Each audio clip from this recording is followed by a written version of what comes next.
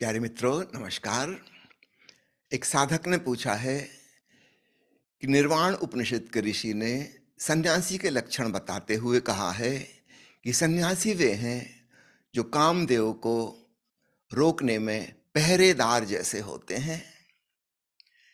कृपया इसका भावार्थ समझाएं। महत्वपूर्ण सवाल है। सन्यासी की हम जो परिभाषाएं समझते हैं वे बहुत औपचारिक, ऊपर ऊपर की सुपरफिशियल बातें हैं। हर धर्म में, हर संप्रदाय में सन्यासी हैं अलग अलग ढंग के, उनके कपड़ों के रंग ढंग अलग हैं, ऊपर ऊपर के लक्षण अलग हैं। कोई माला पहनता है, कोई टीका तिलक लगाता है, कोई गेरुआ वस्त्र पहनता है, कोई पीले वस्त्र पहनता है, कहीं श्वेतांबर हैं, कहीं दिगंबर सन्यासी भी हैं। बहुत प्रकार के मान्यताएं हैं, अपनी अपनी मान्यताओं के हिसाब से सन्यासी हैं। लेकिन ये सब ऊपर ऊपर की बातें हैं। याद रखना, कपड़ा ऊपर की बात है, भीतर की बात नहीं है। आपने माला पहनी है कि तिलक लगाया है कि टोपी लगाई है विशेष प्रकार की, ये ऊपर ऊपर की बात है, बाहर की। ये कोई भीतर की बात नहीं है।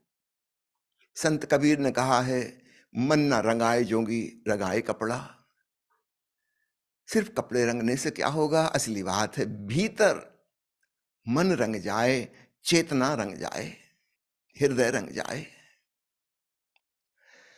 निर्वाण उपनिषद के ऋषि ने जो इशारे किए हैं कि सन्यासी कौन है, कैसा होता है, उसके लक्षण क्या हैं, बड़े महत्वपूर्ण इशारे हैं। आपने जो सवाल पूछा है कि सन्यासी वे हैं जो कामदेव को रोकने में पहरेदार जैसे होते हैं। अब एक एक शब्द को ख्याल से रखना। पहली चीज, कामदेव। नॉर्मली हम काम का अर्थ करते हैं काम वासना से। जब हम कहते हैं वासना, हमें सेक्स का ख्याल आता है। लेकिन जब कामदेव शब्द उपयोग किया जाता है, इसमें बहुत सारी अन्य कामनाएं भी हैं।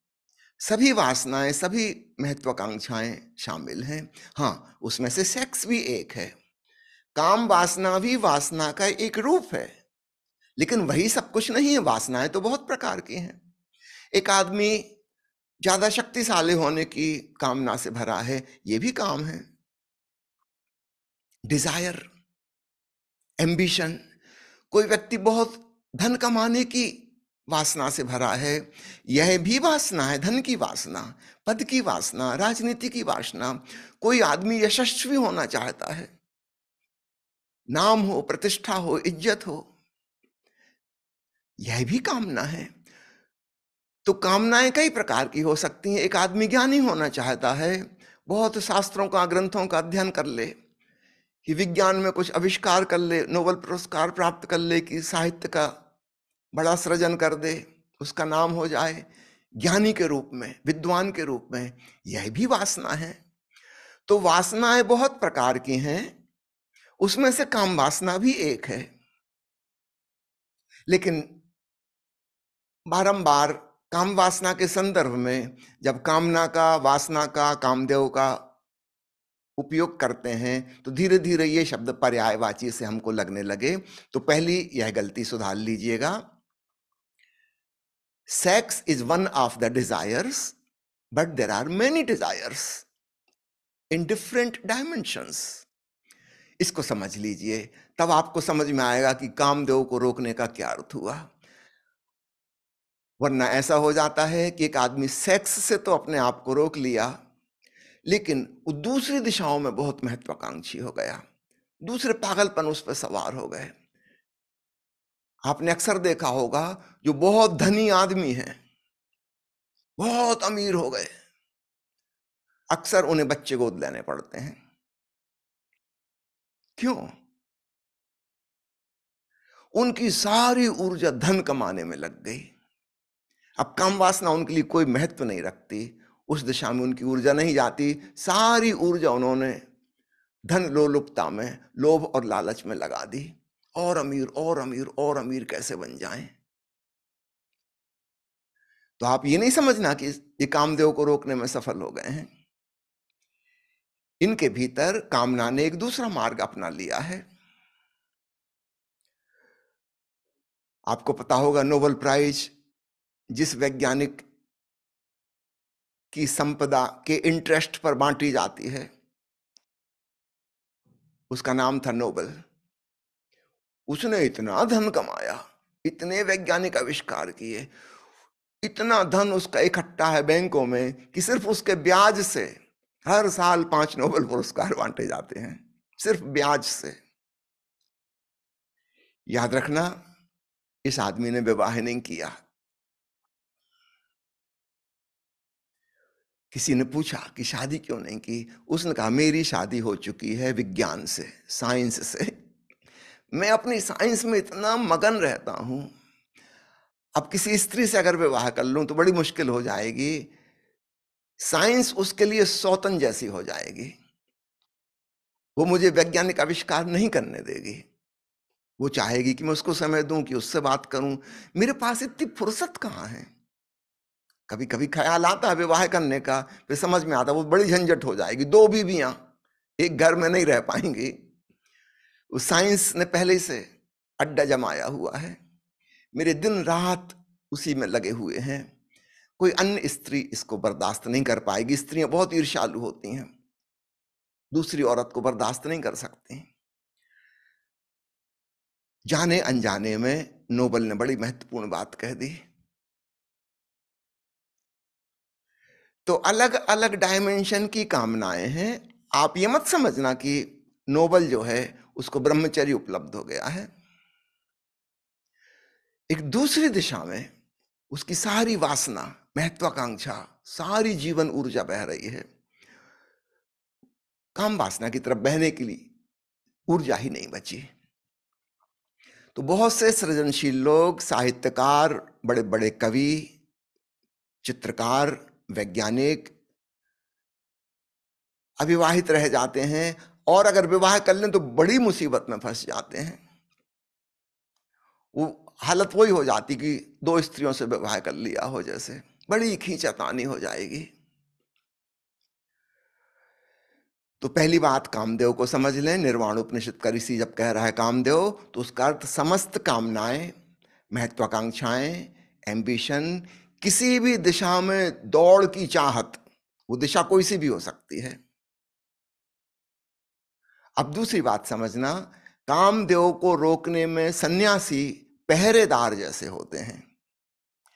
पहरादार भीतर प्रवेश नहीं करने देगा। सामान्य सन्यासी हम जिन्हें कहते हैं, उनके भीतर पहरेदार नहीं है। उनके भीतर वासनाएं घुस जाती हैं और फिर वे उन वासनाओं से लड़ते हैं, जूझते हैं, अंतर संघर्ष में, इनर कॉन्फ्लिक्ट में पड़ते हैं, नियंत्रण करने की, कंट्रोल करने की कोशिश करते हैं। निर्वाण उपनिषद के ऋषि ने ऐसा नहीं कहा है कि सन्यासी कंट्रोल करते हैं, कि कामदेव पर नियंत्रण पा लेते हैं, ऐसा नहीं कहा है। कहा है पहरेदार की भांति उन्हें प्रवेश ही नहीं करने देती। यह बिल्कुल दूसरी बात है।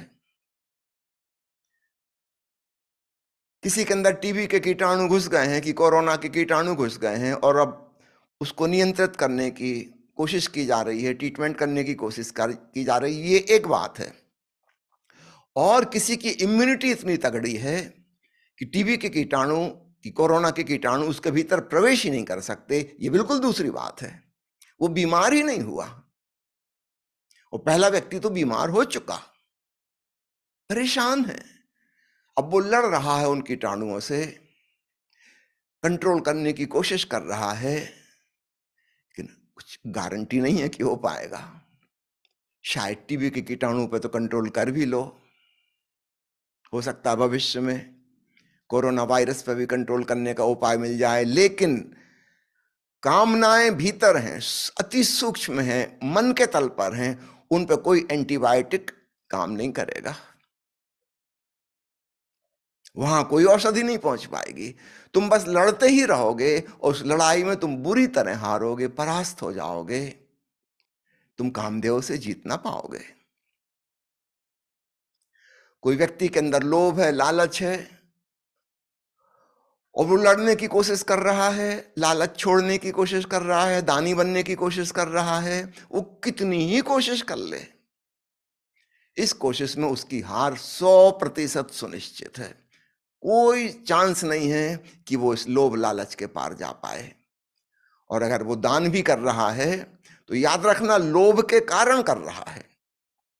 किसी महात्मा जी ने उनको समझा दिया है कि दान करने से स्वर्ग मिलेगा और स्वर्ग में ये फैसिलिटीज हैं। ये आदमी लालच में पड़ गया कि इस धरती पर तो उसने खूब अच्छा इंतजाम कर ली थी सुख सुविधा का, अब मरने के बाद का इंतजाम और हो जाए। तो दान देकर वो स्वर्ग की टिकट खरीद रहा है, अपनी सीट कंफर्म कर रहा है। ये आदमी लोभी का लोभी है, लालची का लालची है। शायद सामान्य आदमी से ज्यादा बड़ा लालची है। सामान्य आदमी तो यही जीवन काल में धरती पर रहते हुए अपनी व्यवस्था कर रहा था। इस आदमी ने तो मरने के बाद की भी व्यवस्था कर ली। तो भयंकर लालची, भयंकर लोभी। ठीक इसी प्रकार आप अन्य जगह देखेंगे, जो आदमी त्याग कर रहा है, तपस्या कर रहा है, जिसने गृहस्थाश्रम छोड़ दिया है, इनकी जरा जांच पड़ताल करो, इनने क्यों ऐसा किया। आप पाओगे इनके भीतर की कामना सामान्य आदमी से भी ज्यादा बलवती कामना है। यह आदमी कह रहा है मैंने समाज छोड़ दिया, मुझे नहीं लड़ना चुनाव, एमएलए और सांसद नहीं बनना, इन चीजों में मेरा कोई रस नहीं है। मैं तो गुफा में एकांत में बैठकर ऐसा ध्यान लगाऊंगा कि इंद्र का आसन भी डोल जाए। ये आदमी वही का वही है। यहां वो प्रधानमंत्री और राष्ट्रपति के आसन की अब चिंता नहीं कर रहा, इससे भी ऊंचा, इससे भी बड़ा आसन वो खोज रहा है। कामदेव भीतर प्रवेश कर चुके हैं। एक आदमी तपस्या कर रहा है, उपवास कर रहा है, अपने शरीर को सता रहा है, इससे पूछो ऐसा क्यों कर रहे हो। ये तपस्या करके अपने आप को सता के अपनी मर्जी मनवाना चाह रहा है ईश्वर से कि भगवान मेरी प्रार्थना नहीं सुन रहा, अब मैं तपस्या कर रहा हूं, मेरी बात सुननी ही पड़ेगी। कामदेव तो इसके भीतर प्रवेश कर चुके हैं। अगर कामना ना होती, अपनी मर्जी, फिर कौन सी मर्जी होती। फिर तुम प्रार्थना ही क्यों करते, क्यों परमात्मा को झुकाना चाह रहे हो। ये कोई अच्छे धार्मिक आदमी के लक्षण तो नहीं है कि तुम परमात्मा को झुकाने में लगे हुए, अपनी बात मनवा के रहोगे, आमरण अनशन पे बैठ गए। ये तो पॉलिटिकल स्टंट है। राजनेता ऐसा करते हैं, अपनी बात लाचारी में मनवाने के लिए। तुमने भी वही ट्रिक अपना ली। छोटे बच्चे करते हैं कि हमारी पसंद का खिलौना खरीद कर नहीं दिया तो खाना नहीं खाएंगे, रो रहे हैं बैठे बैठे। अब बाप बेचारा मजबूरी में खिलौना लेके आएगा। पत्नियां ऐसा करती हैं, फलाना आभूषण खरीदना, नहीं तो भूख नहीं, खाना नहीं खा रहे। आखिरकार पति को झुका देंगी, लाना पड़ेगा वो आभूषण। हम जिनको तपस्वी कहते हैं वो ऐसी बचकानी हरकत कर रहे हैं। महिलाओं का मनोविज्ञान, खाना नहीं खाएंगे, आंसू बहाएंगे, अपने आप को कष्ट देंगे, छाती पीट ली, दीवार से जाके सिर मार दिया। पति बेचारा सरेंडर हो जाएगा कि ठीक देवी तुम जो कहो, तुमको जो हो पसंद वही बात कहेंगे, तुम दिन को कहो रात तो हम रात कहेंगे। मतलब इतना है कि हमने तुम्हें मजबूर कर दिया। क्या तुम ऐसी टेक्निक से ईश्वर को झुकाना चाह रहे हो। क्या ईश्वर को झुकाना, अपनी बात मनवाना, ये एक आस्तिक व्यक्ति का लक्षण है। तुम प्रभु से प्रेम करते हो कि उसके शत्रु हो। जो व्यक्ति प्रभु से प्रेम करेगा वो कहेगा हे प्रभु जो तेरी मर्जी। ईसा मसीह ने सूली पर लटक कर यही कहा था, thy will be done, thy kingdom come. हे प्रभु जो तेरी इच्छा। अगर तू यही चाहता है कि सूली पर मेरी मृत्यु हो, लाखों लोग मुझे गालियां दे रहे हैं, अपमान कर रहे हैं, पत्थर फेंक रहे हैं, इस प्रकार मेरा अंत हो, बिल्कुल ठीक, तू जो कर रहा है ठीक ही कर रहा होगा, राजी हूं तेरी रजा में। यह हुआ सच्चे आस्तिक का लक्षण। तो हम जिन्हें सन्यासी समझते हैं, जरा गौर से देखना, कामदेव उनके भीतर ऑलरेडी प्रवेश कर चुके हैं। अब वे कामदेव से लड़ने की, उस पर नियंत्रण पाने की कोशिश कर रहे हैं, और इस कोशिश में उनकी जीत कभी नहीं हो सकती। निर्वाण उपनिषद के ऋषि ने बड़ी सूक्ष्म बात कही है कि सन्यासी वे हैं जो कामदेव को प्रवेश ही नहीं करने देते, पहरेदार हैं। पहरेदार को हम अंग्रेजी में कहते हैं वाचर। एक छोटी सी प्यारी कहानी स्मरण आ रही है एक सूफी फकीर बायजीत के बारे में। वो रोज शाम को एक सड़क से गुजरता था, एक महल के सामने से, और थोड़ी दूर पर नदी थी। नदी तट पर जाकर वो रात को ध्यान किया करता था। इस महल का पहरेदार देखता था कि ये फकीर रोज यहां से गुजरता है बिल्कुल नियम से, फिर सुबह वापस लौटता है। ये कहाँ जाता है, क्या करता है? उस पहरेदार ने पूछा एक दिन उसे रोककर कि आपको रोज देखता हूं नियम पूर्वक आप रात को यहां से जाते हैं, फिर सुबह वापस लौटते हैं। बताइए ऐसा कौन सा काम है जो आप रोज इतने तल्लीन होकर करते हैं? बाईजीत ने उस पहरेदार से पूछा कि आप कौन सा काम करते हैं, क्योंकि मैं भी आपको देखता हूं रोज आप यहां बैठे रहते हैं इस भवन के आगे। उसने कहा कि मैं पहरेदार हूं, I am a watcher, watchman, इस महल की रक्षा कर रहा हूं। भाईजीत को हंसी आ गई। उसने कहा ये आपने अच्छा बताया, मैं भी एक पहरेदार हूं और मैं भी एक बड़ी संपदा की, खजाने की रक्षा कर रहा हूं। उस दरबान ने पूछा कि तुम्हारे कपड़े वगैरह देख के, तुम्हारी चप्पलें देख के ऐसा तो नहीं लगता कि तुम किसी खजाने के मालिक हो? हाथ में भिक्षा पात्र लिए हो, तुम शहर में तो भीख मांगते फिरते हो। ये क्या बकवास कर रहे हो, कौन सा खजाना? भाईजीत ने अपने सीने पर हाथ रख कर कहा कि मेरी अंतरात्मा में एक विशाल खजाना है, चैतन्य का खजाना। वहां ओंकार का संगीत गूंज रहा है, वहां परमात्मा का प्रकाश छाया हुआ है। उस दरबान ने पूछा उसमें पहरेदारी की क्या जरूरत पड़ती है? भाईजीत ने बताया जैसे तुम वॉच कर रहे हो, निरीक्षण कर रहे हो, मुझे भी लगातार वॉचफुल रहना पड़ता है। अध्यात्म की भाषा में उसे कहते हैं दृष्टा होना, साक्षी होना, निरीक्षक, अवलोकन करता होना। मैं अपने आप को वॉच करता रहता हूं, और भीतर का जो खजाना है उसको देखकर बड़ा आनंद, बड़ी शांति, बड़ा संतोष प्राप्त होता है। लेकिन उसके प्रति जागरूक रहना पड़ता है। अगर मैं जागरूक ना रहूं तो चैतन्यता कम होने लगती है, वो खजाना घटने लगता है। यानी चैतन्यता, जागरूकता, वाचफुलनेस ही वह संपदा है।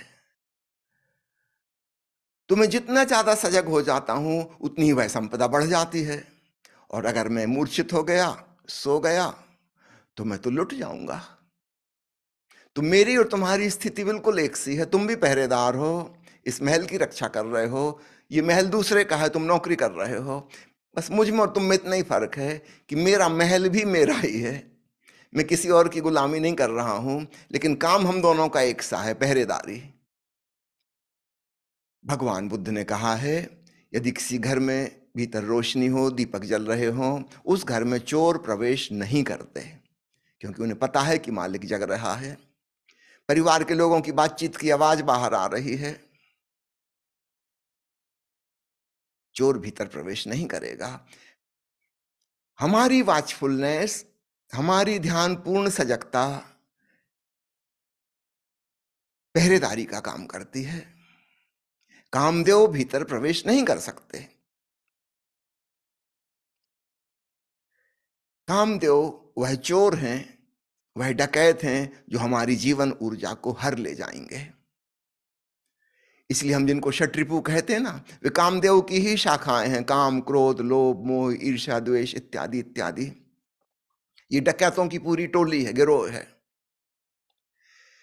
ये हमारी जीवन ऊर्जा को खींच ले जाते हैं, नष्ट कर देते हैं। जब आप ईर्ष्या में जलते भुनते हैं, आप अपने आप को ही नुकसान पहुंचा रहे हैं। जब आप क्रोध में उत्तेजित हो गए, आग बबूला हो गए, आप अपना ही खून खौला रहे हैं, अपना ही दिमाग खराब कर रहे हैं।